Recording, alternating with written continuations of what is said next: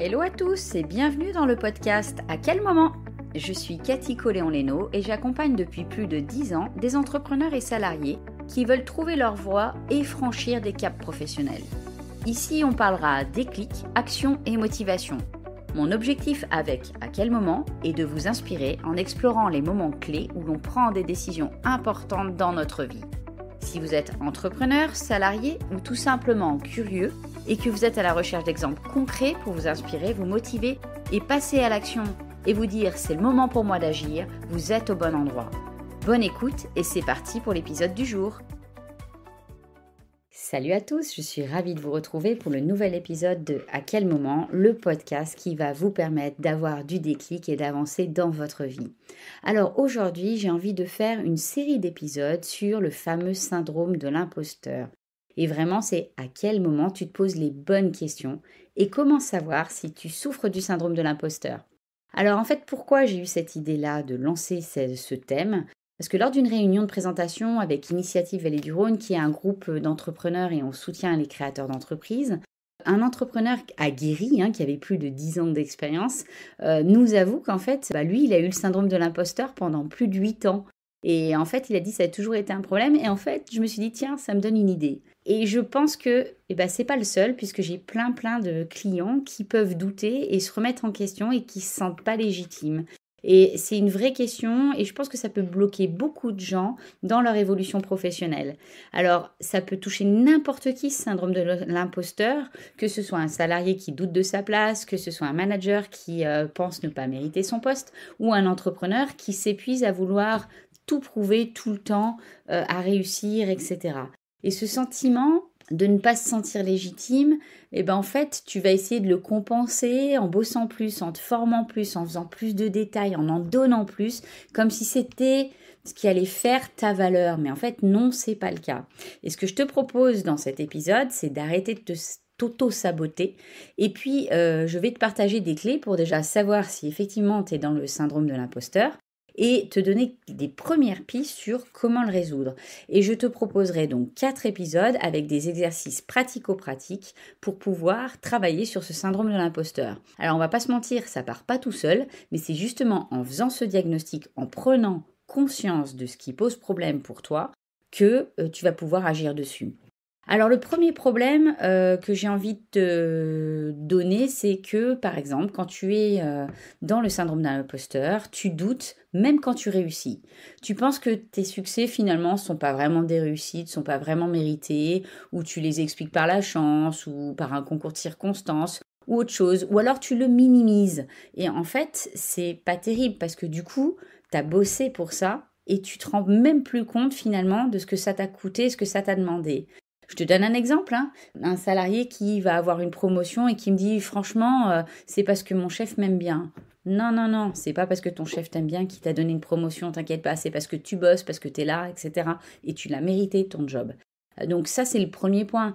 Je peux te donner aussi l'exemple d'une cliente qui m'a dit « Ouais, je suis tombée sur des clients super cool, ils ont été très gentils avec moi et du coup, ils ont accepté ma proposition. » Bah non, en fait, ils ont accepté ta proposition parce que du coup, elle était bonne, parce que tu as compris leurs besoins et que tu leur as fait une proposition de service qui leur correspondait. C'est pas du tout parce qu'ils t'aiment bien ou parce qu'ils sont cool, en fait. C'est vraiment parce que tu le mérites. Donc, ce que je te propose, c'est vraiment de pouvoir analyser ça et de te poser des questions par rapport à ça. Le deuxième exemple que tu peux te dire par rapport au fait que tu as le syndrome de l'imposteur, c'est quand t'en fais toujours trop, au cas où, tu vois. Et là, je vais te donner l'exemple de Sarah. Sarah que j'ai accompagnée et qui est chargée de com en freelance et qui me dit qu'elle passe beaucoup d'heures pour ses clients pour que tout soit parfait parce qu'on ne sait jamais si jamais ça suffisait pas. Et en fait, elle ajoute aussi toujours des petites options, elle va offrir des choses à ses clients et elle en fait toujours plus en fait pour quelque part se dire bah ouais mais c'est peut-être pas assez ce que je fais. Et le fait qu'elle facture pas ses heures, en fait c'est limite si elle se dit finalement ça vaut pas ce que je vends ou voilà c'est trop cher donc un peu honte. Et ça en fait c'est pas ok non plus puisque du coup c'est un comportement qui te pousse à en vouloir toujours en faire plus et qui va te conduire finalement à du perfectionnisme, de la surpréparation et puis aussi une surcharge mentale. Alors, moi, je peux te donner un exemple de ma carrière, hein. J'ai été directrice d'un site industriel, je me suis formée aussi au coaching. Et en fait, dans les exemples que je peux te donner, c'est que bah ouais, je faisais plein d'heures pour y arriver, pour atteindre des objectifs, pour prouver ma valeur. Et quand je rencontrais des gens en week-end à des soirées et qui me demandaient bah, qu'est-ce que tu fais dans la vie? Bah, je ne disais pas en fait, je disais oh, je travaille pour une boîte industrielle, etc. Mais je disais pas du tout ma fonction. Limite parce que je voulais minimiser ça. J'étais pas fière et je me sentais pas légitime. En plus, j'étais jeune, j'avais une trentaine d'années et je me sentais pas forcément légitime par rapport à cette position. Et en fait, c'est en se rendant compte de ce positionnement que c'est pas OK. C'est pas parce que tu dis ce que tu fais et que tu as réussi que tu es hautain dans la vie. Ça n'a rien à voir en fait. Donc il faut aussi remettre les choses en perspective en te disant que tu es légitime, tu as bossé pour avoir ça et c'est OK. Il faut en être fier et ça veut pas dire que tu vas en mettre plein la vue des gens. Et c'est vrai qu'on a souvent ce rapport aussi du regard des autres où on ne sait pas se positionner par rapport à eux et puis on se dit que peut-être eux, ils sont plus légitimes que nous, etc. Bah, l'âge aussi fait que ça. Moi, je sais que j'accompagne aussi des jeunes qui ont 25, 30 ans et qui me disent, ouais, mais en fait, je suis jeune et du coup, parfois, je me sens pas crédible. Mais ouais, mais c'est pas une question d'âge, en fait. Je pense qu'à tout âge, tu ne te sens pas crédible, mais que du coup, il faut t'affirmer, il faut garder en tête ce que tu sais faire. Et ça, c'est hyper important. L'autre point que je voulais te partager, c'est aussi, et c'est un exemple aussi très personnel, c'est un moment quand tu te dis, faut que je me forme, que je me forme, faut que je me forme, ou faut que j'apprenne plus de choses parce que, ben voilà, il va me manquer quelque chose, etc. Et c'est ce que j'ai fait en coaching quand je me suis formée il y a 12 ans. Je me suis formée dans une école, hein, coach certifié, etc. Et en fait, j'ai fait toutes les spécialités possibles, imaginables. Je pense que je me suis dit, ah ouais, mais coaching d'entreprise, faut que je le fasse. Coaching de dirigeant, faut que je le fasse. Coaching d'équipe, faut que je le fasse. Les neurosciences, faut que je le fasse, etc., etc. Et j'ai rajouté plein de choses. Et honnêtement, j'en avais pas besoin, en tout cas pas à l'époque. Et j'avais tellement peur de ne pas pouvoir couvrir tous les besoins ou être prête au cas où, que du coup, je me formais, je me reformais, je me reformais. Et je rencontre beaucoup ça chez les clients. Alors, je dis pas que c'est mal de se former, mais je dis qu'il faut savoir à un moment arrêter et se dire, ok, là, j'ai un bon nombre de connaissances, il faut se faire confiance et avancer et apporter votre valeur ajoutée. Et de toute façon, c'est que en faisant que vous allez monter en compétences et vous améliorer. Le troisième point que je voulais partager avec vous, c'est ce que je vous ai aussi dit, ne pas minimiser ce que vous faites. Si vous minimisez ce que vous faites, que vous refusez aussi des opportunités, en fait, c'est vrai qu'il y a un moment, ça va pas vous valoriser et vous allez cultiver ce syndrome de l'imposteur. Je vous donne un exemple, un salarié qui refuse de faire une proposition ou une présentation alors qu'il a mené le projet de A à Z, et en fait, il se met pas en avant et pourtant c'est lui qui l'a faite. Et donc ça, c'est pas OK. À un moment, vous avez fait le job et il faut que vous vous mettiez en avant. Comme je dis très souvent, il y a le savoir-faire, mais il y a aussi le faire savoir. Le faire savoir, c'est aussi lutter contre ce syndrome de l'imposteur. Ou alors, je vous donne un autre exemple, des entrepreneurs qui vont fuir un peu la lumière et qui vont pas oser afficher leurs offres, parler de leurs offres, etc. Par exemple, sur LinkedIn, ils y vont pas et ils parlent pas de leurs offres parce que bon, ça se fait pas de se vendre. Bah si, en fait, quand tu es entrepreneur, tu es là pour vendre, tu sais ce que tu vends, tu sais ce que tu peux apporter à tes clients. À un moment aussi, c'est une question de valeur et je le vois souvent, mais tout est très lié sur le syndrome de l'imposteur, sur des entrepreneurs notamment, c'est comment arriver, alors plutôt des solopreneurs, mais comment arriver à vendre vos services alors que vous dites ouais mais je suis pas trop sûre de ma valeur. Non, c'est pas OK, il faut que tu sois hyper aligné avec ce que tu proposes et que tu sois convaincu que tu apportes une valeur ajoutée à ton client. Donc c'est vrai que voilà à peu près on va dire les caractéristiques du syndrome de l'imposteur. Si tu te sens entre guillemets pas légitime, que tu penses que tu n'as pas forcément mérité une situation, ou que tu en fais toujours trop, ou alors que tu ne fais pas, que tu procrastines, c'est-à-dire que tu vas attendre toujours que ce soit parfait pour lancer les choses. Je te donne un exemple, tu vas dire mon site internet il n'est pas tout à fait fini donc je le lance pas, et puis j'ai pas mes cartes de visite, et puis j'ai pas mes offres, etc. Et tu vas jamais lancer les choses. Non, c'est pas OK. Garde à l'esprit qu'il faut dire mieux vaut imparfait que pas fait. Donc il vaut mieux que tu enclenches et tu apprendras de tes erreurs éventuelles, mais c'est ça qui va te permettre aussi de gagner en confiance, parce que c'est aussi une question de confiance pour avancer et te valoriser.